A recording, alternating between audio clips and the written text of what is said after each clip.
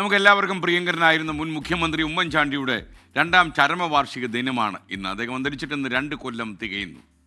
ഏതൊരു പൊതുപ്രവർത്തകനും രാഷ്ട്രീയ വിദ്യാർത്ഥിക്കും ഒരുപാട് കാര്യങ്ങൾ പഠിക്കാനുള്ള ഒരു പാഠപുസ്തകമോ അതല്ലെങ്കിൽ ഒരു സർവകലാശാലയോ ആയിരുന്നു ഉമ്മൻചാണ്ടി. മുഖ്യമന്ത്രി ആയിരിക്കുമ്പോഴും മിക്കപ്പോഴും അദ്ദേഹത്തോട് അഭിമുഖം കാണാൻ ചോദിച്ചാൽ, ഇൻ്റർവ്യൂ കാണാൻ നമ്മൾ ചോദിച്ചാൽ അദ്ദേഹത്തിൻ്റെ യാത്രക്കിടയിലായിരിക്കും സമയം നൽകുക. നിങ്ങൾക്കറിയാമല്ലോ, ഉമ്മൻചാണ്ടിയുടെ വണ്ടിയിൽ എപ്പോഴും നിറച്ച ആളായിരിക്കും. അദ്ദേഹം കയറുന്ന മുമ്പേ തന്നെ വണ്ടിക്കകത്ത് കോൺഗ്രസ് നേതാക്കന്മാരും മറ്റുള്ള ആളുകളും കയറി കൂടിയിരിക്കും. അപ്പോൾ അദ്ദേഹത്തിന് പലപ്പോഴും അദ്ദേഹം ഡോറിൽ നിന്ന് പോകുന്നു എന്ന പ്രതീതിയാണ് പലപ്പോഴും നമ്മൾ കാണുമ്പോൾ. ഒരിക്കൽ ഉമ്മൻചാണ്ടിയുടെ കാറിൽ ഒരു ഇൻ്റർവ്യൂ നടക്കുകയായിരുന്നു. ഒരിടത്ത് കാറ് നിർത്തിയപ്പോൾ ചില അനുയായികൾ പെട്ടെന്ന് കാറിനുള്ളിലേക്ക് എരച്ച് കയറി. ഉമ്മൻചാണ്ടിയെ കണ്ടു കഴിഞ്ഞാൽ പിന്നെ പെർമിഷൻ്റെ ആവശ്യമില്ല, അങ്ങനെ ഒരു സൗകര്യം അവിടെയുണ്ട്. അപ്പോൾ ആൾക്കാർ ഈ വണ്ടി നിർത്തിയതും ചാടി അതിനകത്ത് കയറി. ഉമ്മൻചാണ്ടിയുടെ തൊട്ടടുത്തിരുന്ന ഈ പത്രപ്രവർത്തകൻ അദ്ദേഹത്തിൻ്റെ ദേഹത്തേക്ക് മറിഞ്ഞു വീണുപോയി. കാര്യം അദ്ദേഹം ഈ എരച്ചു കയറ്റം പ്രത്യേകിച്ച് ഒരു മുഖ്യമന്ത്രിയുടെ കാറിലേക്ക് ഒരിക്കലും പ്രതീക്ഷിച്ചില്ല. അതുകൊണ്ട് ഓർക്കാപ്പുറത്ത് എരച്ചു കയറി അദ്ദേഹത്തിൻ്റെ പുറത്തേക്ക് ആൾക്കാർ വീണു. അദ്ദേഹം മുഖ്യമന്ത്രിയുടെ പുറത്തേക്ക് വീണു. പത്രപ്രവർത്തകൻ്റെ ഷൂ യഥാർത്ഥത്തിൽ ഉമ്മൻചാണ്ടിയുടെ കാലിൻ്റെ മേളിലായിരുന്നു. അപ്പോൾ ഉമ്മൻചാണ്ടിയുടെ കാല് ശരിക്കും ഇദ്ദേഹത്തിൻ്റെ ഷൂവിൻ്റെ അടിയിൽപ്പെട്ട് ഞെരിഞ്ഞമരുകയായിരുന്നു. വേദന കൊണ്ട് ഉമ്മൻചാണ്ടി അറിയാതെ ഉറക്കം നിലവിളിച്ചു പോയി. അപ്പോഴാണ് പത്രപ്രവർത്തകനെ അറിയുന്നത് തൻ്റെ ഷൂ അദ്ദേഹത്തിൻ്റെ കാലിൻ്റെ മുകളിൽ ഇങ്ങനെ അമർന്നുകൊണ്ടിരിക്കുകയാണെന്ന്. അദ്ദേഹം പെട്ടെന്ന് കാല് പിൻവലിച്ചു. പത്രപ്രവർത്തകൻ വല്ലാണ്ടായി. കാര്യം മുഖ്യമന്ത്രിയുടെ കാല് ചവിട്ടി പിതുക്കി എന്നുള്ള വിഷമത്തോടെ അദ്ദേഹം സോറി പറഞ്ഞു, ക്ഷമ പറഞ്ഞു. അബദ്ധം പറ്റിയത് എനിക്ക് മനസ്സിലായില്ല, അങ്ങയുടെ കാലിൻ്റെ മുകളിൽ എൻ്റെ ഷൂ കൊണ്ടു എന്നുള്ളത്. അപ്പോൾ ഉമ്മൻചാണ്ടി ചിരിച്ചു. പതിവ് ചിരി അങ്ങനെയാണ്. എന്നിട്ട് അദ്ദേഹം പറഞ്ഞു, താങ്കൾ വിഷമിക്കേണ്ട, ഇതൊക്കെ പതിവാണ്.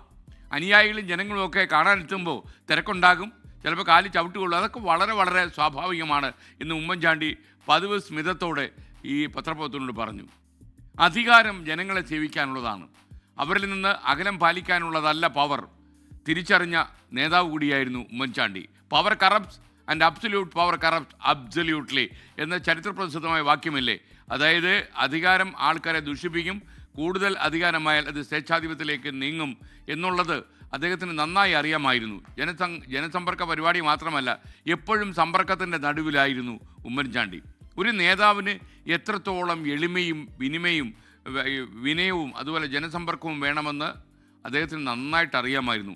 അത് എത്ര കൂടുതൽ പുറത്തുനിന്നോ അത്രത്തോളം ജനങ്ങൾ അയാളെ വിശ്വസിച്ച് തുടങ്ങും. ഈ നേതാവിന് ജനങ്ങളുടെ പരാതികൾ കേൾക്കാനുള്ള സന്നദ്ധത വലിയൊരു ഗുണപാഠമാണ്.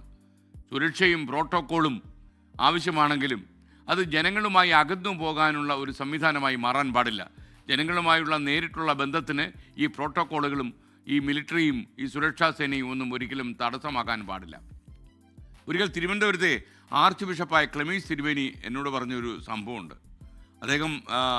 അദ്ദേഹം പറഞ്ഞു, ഈ ചിലപ്പോൾ ഈ മാറിവാനിസ് കോളേജ് പോലുള്ള പ്രശസ്തമായ കോളേജുകളും കലാലയങ്ങളും ഉള്ളതുകൊണ്ട് എപ്പോഴും ഈ മന്ത്രിമാരുടെ ഓഫീസിൽ നിന്നൊക്കെ തന്നെ ശുപാർശകൾ വരും, പൊതുപ്രവർത്തകരിൽ നിന്നൊക്കെ ശുപാർശകൾ വരും ഈ അഡ്മിഷന് വേണ്ടി. അപ്പം അദ്ദേഹം പറഞ്ഞു, രമേശ് ചെന്നിത്തല വലിയ പ്രശ്നമായിരിക്കുക, ഡെയിലി എനിക്ക് അഡ്മിഷന് കത്ത് കൊടുത്തയക്കും. എന്നാൽ വളരെ ഭേദം ഉമ്മൻചാണ്ടി, അദ്ദേഹം ഉണ്ടല്ലോ ഒരു മാസത്തിൽ ഒരിക്കൽ മാത്രമേ ഒരു കത്ത് കൊടുത്തയക്കൂ, പക്ഷെ കൊടുത്തയക്കും അതിനകത്തൊരു 3000 ആളുണ്ടാവും എന്ന് പറഞ്ഞു.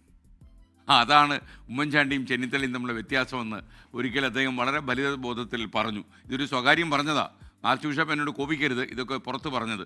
കാര്യം ഇതിനകത്തൊക്കെ ഉമ്മൻചാണ്ടി എന്ന് പറയുന്ന വ്യക്തിപ്രഭാവത്തിൻ്റെ മുഖമാണ് തെളിഞ്ഞു വരുന്നത്. അതുകൊണ്ടാണ് ഞാൻ ഈ കാര്യം സുഭാഷിതത്തിൽ ഉൾപ്പെടുത്തുന്നത്.